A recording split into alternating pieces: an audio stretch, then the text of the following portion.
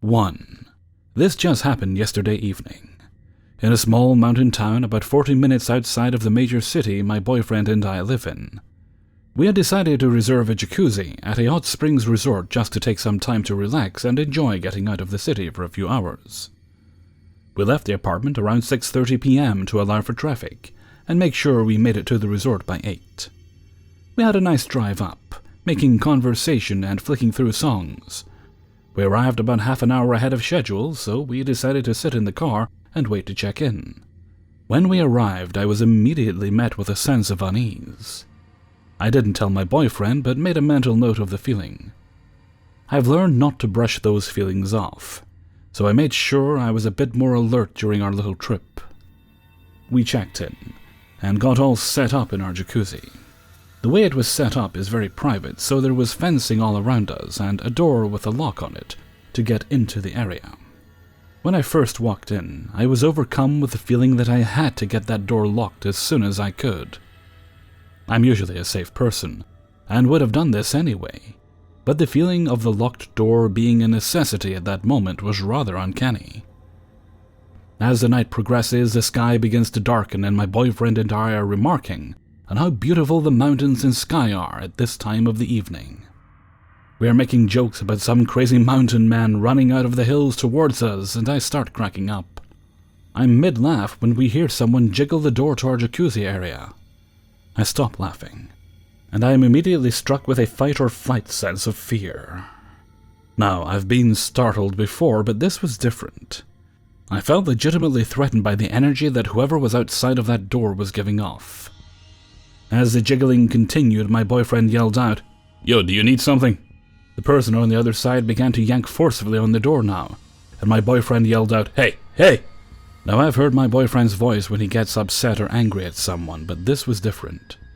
This was the "you really don't want to fuck with me" protective type of voice. The jiggling continued for a moment longer and then ceased completely. During this time, I had been about 15 feet away from my clothes, which contained my knife, and was 100% ready to die for it if the person had broken through the locked door. Since we were only a few minutes away from our time being up anyway, we decided to get dressed as quick as possible and just book it back to my car. The whole time we were getting ready up until we drove out of the lot, I could feel someone watching us. Now, a little backstory so you understand why we were so freaked out. About 100 yards or so away from the resort, there was a park of mobile homes. From our tub, you could easily see these mobile homes if you stood up on the edge of the jacuzzi. That means that whoever was home and looking out their window could see you too. During the whole time we were there, I was the only one who stood up completely, so I am the only one that anybody in the mobile homes could have seen, making it seem like I was all alone in there. Later in the evening, my boyfriend and I were rehashing exactly what had happened, and trying to figure out who the hell had tried to get into our jacuzzi. We figured if it had been resort staff, they would have made their presence known and asked to come in. If it had been another customer and they tried the wrong door, we assumed they would have said something like, "Oh, sorry, wrong door." My boyfriend looked at me and said, "You know, you were the only one who stood up in the tub. And with the way it's positioned, someone in that trailer park could have easily been staring at you." This honestly made my blood run cold for a moment because I knew he was right, and I knew in my gut that's what had happened. I'm a pretty tiny girl, I'm 5'5", look like I'm barely 18, I'm actually almost 23, and I weigh about 100 pounds. Overpowering me would be like taking candy from a baby. This realization, coupled with the fact that we had both felt so disturbed and uneasy about the whole thing, made me realize whoever was trying to get in there did not have any good intentions. So creepy dude who'd try to break into my jacuzzi and do God knows what. Let's not meet. 2. Alright, so this happened my junior year of high school. One of my best friends invited me to a Halloween party at her house, with her school friends and some of her friends from her previous school. When I got there, I was wearing a poor iteration of Tom Cruise in Top Gun. My friend introduced me to this girl, and we actually hit it off really well. She told me that my friend had told her a lot about me, and they knew each other through their parents' work. We started talking about our interests and were decently flirty with each other. Now, I had gotten out of my first real relationship earlier that year, and I was not one to hop around from girl to girl. So being really flirty with someone on my first time meeting them was not something I was used to doing. At the end of the night, we were sitting in the ground floor of my friend's house, and we ended up kissing for a little bit. Which again was moving really, really fast for me. We started texting after that, but I kind of had a weird feeling about her and couldn't really see myself being in a relationship with her. But prior to realizing that, we had made plans for a date with my friend who threw the party and her boyfriend.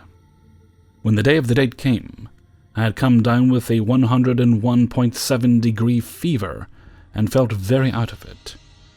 I called and explained to her that I was sick and was extremely sorry but wouldn't be able to make it to the date.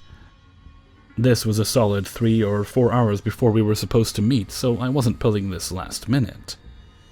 Her response kicked off the most backward period of my high school life. She responded by saying, "Well, I wasn't going to tell you this earlier, but I have brain cancer." Brain cancer. "So I don't have much time to go on dates." The strangest part was when she asked me not to tell anyone about it at all. She stated that this was because her father didn't want her to use her cancer as a way to work people over to get stuff, which I found odd. Now a little backstory. I had a football coach who had passed away of cancer, and my friend's mom who threw the party also developed cancer around that time, so the topic of cancer was heavily on my heart. And I felt incredible guilt and, being the emotionally charged person I am, decided to go on the date. During the date, she started saying that she really appreciated me coming and the way that I treated her. This made me feel better knowing that I was helping. At a point near the end of the date, we were walking towards my car when she again brought up that she appreciated the way I treated her. She followed it up by explaining that she wasn't used to guys treating her right, because she was sexually assaulted when she was younger and actually had to have an abortion due to a forced pregnancy at the hand of a male relative of hers. My heart broke for her, as she sounded like she had endured a lot of hardship on top of the fact that she was going to supposedly pass away from cancer in the next year. I was an emotional wreck following the date because it was a lot for me to take on, but I knew that if all of a sudden I stopped talking to her, I would never forgive myself. At this point, I had a small sense of suspicion of things she had told me, especially the part about not telling anyone under any circumstances. That coupled with a couple of things she had said on our date so far, about 3, regarding what she wanted to do with her future and saying things like, "I want to try out blank hairstyle when I get older." After she said these things, she seemed to tense up a bit, but I chalked it up to her coming to terms with the fact that she wouldn't be able to do those things. My suspicions grew and grew, and eventually, I decided to try to do some investigating. Her father was a doctor at the place where I went for doctor things, and my personal doctor was a family friend of mine, who knew her father well. I asked her if there was anything I could do to support or help regarding her cancer. My doctor looked at me and said, "What cancer? She doesn't have cancer." I immediately became filled with anger and texted her, telling her what I had learned. A day before, she had called me to let me know her diagnosis was a mistake. But her tone was very melodramatic, and not at all what I would expect as a response to finding out you didn't really have a deadly disease. She tried to cover her tracks and was asking me why I would question her and was saying, "I thought you cared about me." I am livid and block her on everything and block her number. I also fall into a pretty deep depression for the next week or two because of how much I was yanked around by this girl, and this interaction led me to have major trust issues with women, which I still have not gotten over. A couple weeks later, I get a Facebook message request from a name that I didn't recognize. It was her. She made a fake profile and was telling me I was being super immature and told me that she has some explaining to do. No duh. I, of course, didn't answer, and that was the last I heard of her. Until a year and a half later. I had signed up for an ACT retake exam at my local university, and when I got there and sat down, I looked 1 row in front of me, and about 3 seats to the right, and guess who was there? We ended up talking, and she apologized for everything that she said in a relatively believable manner, and I forgave her. I never found out if any of the other things she told me about her home life were true, but I made sure to avoid her at all costs, which was a pain because she worked at a cold stone that was 2 minutes away from my house. I had to go to the one downtown, which was a pain. I came across her real Facebook profile recently as well, and she seems to be doing well, which I'm glad to see. But as far as our interaction goes, let's not meet again. 3. I was 11 years old. At the time, I was living in an apartment situated on a street with an outgoing construction. Needless to say, they often tapped into the electric supply and the power fluctuated quite a bit. Therefore, the streetlights often served no real purpose, especially in the winters when evening dawned on us with pitch-black darkness. That is relevant, so keep it in mind. From what I remember, it was a weekend I was supposed to spend at my friend's house. For an 11-year-old me, this was an exciting prospect, having been loaded with schoolwork for the entire week. I was to spend what I believed to be Friday night sleeping over and spend the entirety of Saturday at her bungalow, to return home that very evening. What made it even better was the fact that her parents had an event they could not avoid, and therefore they trusted us to stay alone in their 2-floor house for the entirety of the 6 hours they were gone. Back then, the idea of spending a whole night alone with my friend was great. No interference, and a whole 6 hours of games and movies on their huge TV. As it turns out, my friend had other ideas. I arrived at her house just short of 8 p.m. It was already pretty dark out, and her parents had waited for me to arrive before telling us about emergency contacts, dinner, and such.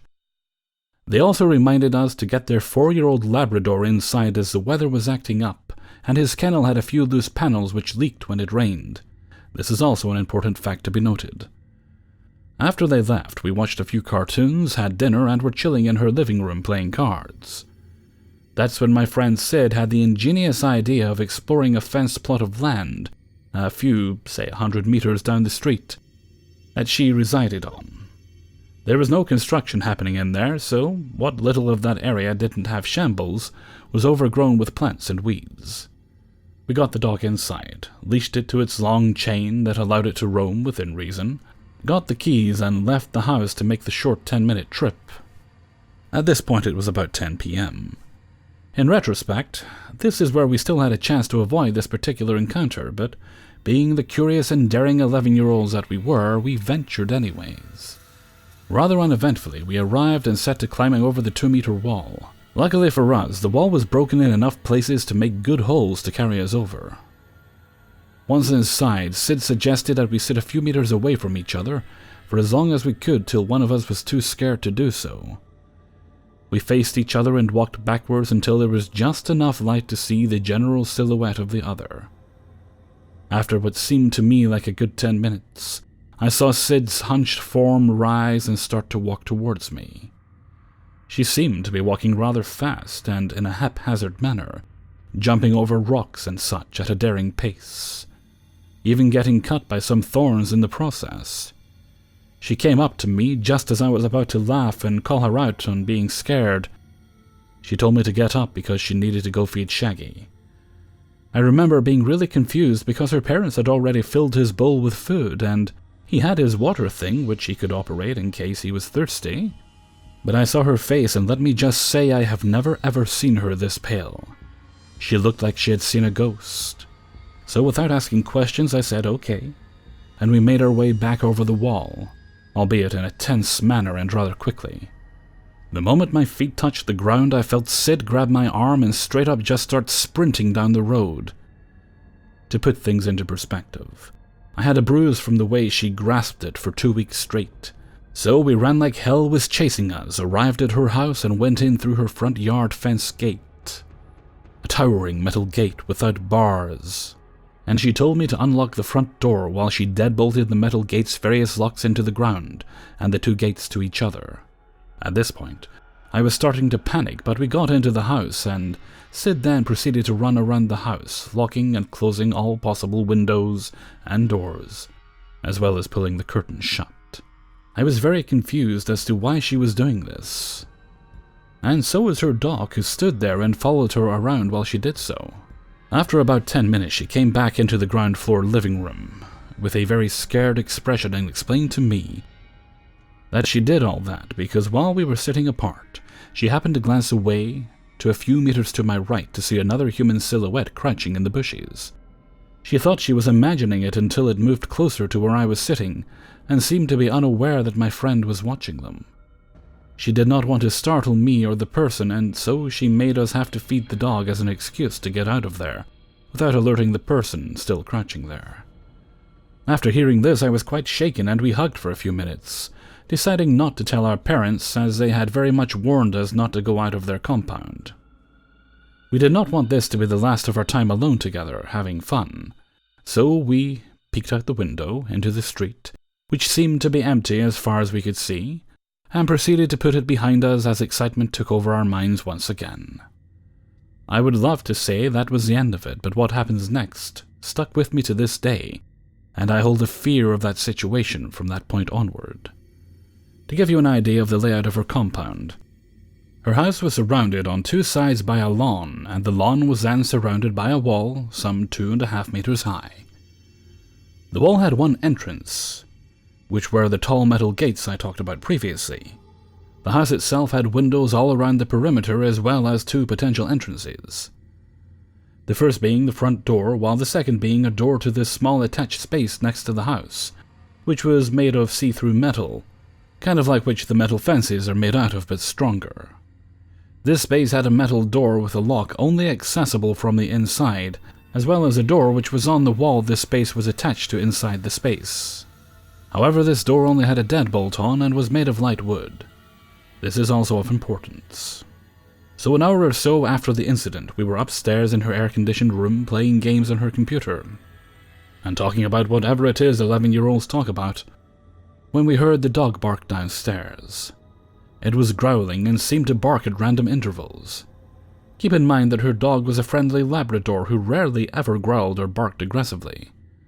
My friend went to get the dog upstairs to her room, and after she returned she informed me that the dog was standing near the front door growling at it, and that it took her quite a bit of effort to get him upstairs as he kept trying to go back there. We were really confused as this was unusual for him to do, and thinking that a stray dog may have caught his attention, we decided to go to the balcony attached to her room that gave us a view onto the front lawn and a part of the street directly in front of her house. Instead of seeing what we assumed would be a stray dog or cat, we looked down to see a person standing very still in her lawn and in front of her front door. In the light we could make out heavy layers of muddy-looking clothing and a head full of hair that looked very matted. The dog was with us in the balcony and was whining to be let outside. We crouched in her balcony, and right as we were about to discuss what we should do, we heard what sounded like the front door rattling as if someone was trying to open it with the handle. We creeped back downstairs only to realize that this person had now moved onto the window next to the door and was trying to open that. The realization hit that he was trying to find an entrance into the house by going around the perimeter. Just as we were about to creep back upstairs, my friend grabbed me again and in a hushed tone told me that she had forgotten to lock the attached space door in her hurry before. We both looked at each other and paled as we realized that it would gain the intruder easy access into the house, as the inner door had nothing but a deadbolt. At this point we heard the windows rattling behind the house, nearly 3/4 of the way back to the front again. The attached space door was a few meters away from the front door, and we were lucky that he had chosen to go around the other side. She told me to wait by the inner door with the dog while she went outside and bolted the metal door. She then informed me to close the door as soon as she returned, and that if she was caught, to let the dog outside and to close the inner door as discreetly as possible, as not to give myself away. We were both terrified, and since we had no time to argue about it, I stood guard at the inner door while she went to the other door, fumbled with the lock and returned inside, practically running as quietly as she could. We closed the inner door, and just then we heard the outer door rattle harshly. Had she not gone there and then, there was a big chance that we would have had no choice but to hide in her house, had he found his way in. After he tried opening all the doors and windows, which took quite a while as he was doing it quite intently and forcefully, we found our way back upstairs and went back into her balcony to see if he had gone away. as we had stood near the front of her stairs for a while listening for any further activity. As we looked down, we saw him once again standing in her front lawn.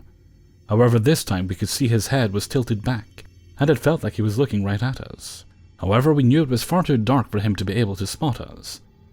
Along with closing all the windows and such, we had proceeded to kill the lights in her room as well as draw the curtains as to not let her little bedside lamplight escape the blinds. He then started giggling in the quiet of the night, and proceeded to go down on all fours, crawling around the lawn in front of the house, while his laughter grew.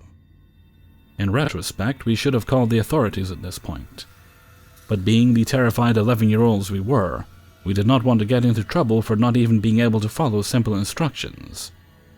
He did this for nearly half an hour, only to stand up once again facing the street, and then climbing on top of the kennel in the corner, up onto the top of the wall and jumping down.